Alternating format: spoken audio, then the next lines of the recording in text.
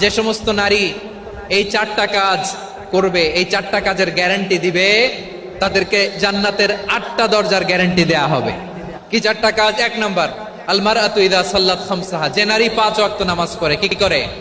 জেলা স্টেডিয়ামে অবস্থানরত আমার নারীরা, বোনেরা, বিশ্বনবী আপনাদেরকে 4টা কাজের কথা বলেছেন, খুব বেশি না। 4টা করলে 8 জান্নাতের দরজা সব খোলা। কোনটা দিয়ে যাবেন? যেটা দিয়ে মনে চায়। 1 নাম্বার 5 ওয়াক্ত নামাজ।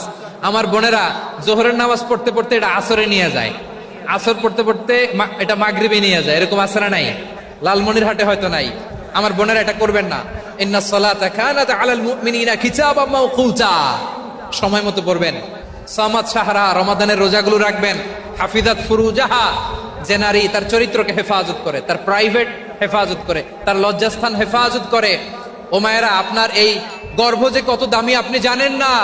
আপনার এই গর্ভ থেকে জন্মাবে আগামীর সালাহুদ্দিন আল আইয়ুবী, আপনার গর্ভ থেকেই জন্মাবে ইমাম আল মাহদি আল মুনতাজার, আপনার পেট থেকে জন্মাবে আবু সাইদের মতো বীর সৈনিক, আপনার পেট থেকে জন্মাবে মুগ্ধের মতো বীর মুজাহিদ। আপনি জানেন না কে আসবে আপনার পেট থেকে। সময়টাকে কাজে লাগান, ইসলামকে বোঝেন, মানেন, আমাদের ইসলামিক লেকচারগুলো শোনেন। আমরা যে বার্তাগুলো, ইনস্ট্রাকশনগুলো, দিক নির্দেশনাগুলো আপনাদের খেদমতে রাখি, এগুলো মেনে চলুন। আপনিই পারেন আপনার ঘরটাকে জান্নাতের টুকরা বানাতে। একটা family, it's a very big institution and you are the MD, the managing director of this institution. চিল্লায় বলেন ঠিক কিনা? চাইলেই পারেন ঘরটারে জান্নাতের টুকরা বানাতে। 5 ওয়াক্ত সালাত, রমাদানের রোজা, নিজের চরিত্রের হেফাজত, ও আতাআত বালাহা, স্বামীর আনুগত্য। এটাতে অনেকে ভুল করে থাকে। হায় রে আমার বোনেরা, স্বামীর আনুগত্যকে এটা নিজের অপমান মনে করবেন না। আপনার স্বামী আপনার সবচেয়ে বড় গার্ডিয়ান, তিনি আপনার সবচেয়ে ভালো চায়। নারী কখনো গার্ডিয়ানশিপের বাইরে থাকতে পারে না। হয় আপনি বাবার গার্ডিয়ানশিপের ভেতরে, বাপ না থাকলে ভাই আপনার গার্ডিয়ান, ভাই না থাকলে চাচা গার্ডিয়ান, বিয়ের পরে আপনার স্বামী আপনার গার্ডিয়ান। শরিয়া সম্মত স্বামীর আদেশগুলো আপনি মেনে চলবেন, কিন্তু শরিয়া বিরুদ্ধ কোনো আদেশ মানতে আপনি বাধ্য নয়। আওয়াজ করে বলুন সবাই ঠিক কিনা?